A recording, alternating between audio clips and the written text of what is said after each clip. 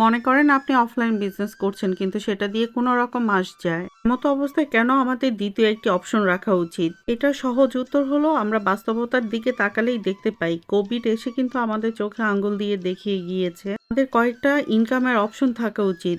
আর যেভাবে রোবট এবং কি কম্পিউটার বিভিন্ন জব নিজেদের দখলে নিয়ে যাচ্ছে, ভবিষ্যতে কিন্তু অত বেশি পরিমাণ লোক দরকার হবে না অফিসিয়াল জবগুলো করার জন্য।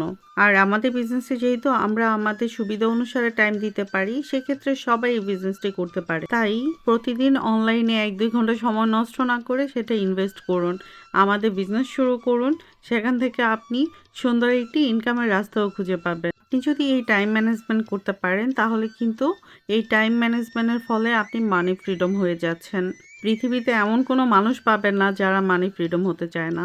সেটা হচ্ছে সে যেই পর্যায়ে জব করুক, অনলাইন, অফলাইন যে পর্যায়ে জব করুক। তাই তো আমি আমার বিজনেস খুব ভালোবেসে এবং এনজয় করে থাকি। আমার টাইম ম্যানেজমেন্টই আমার বিজনেসের শক্তি।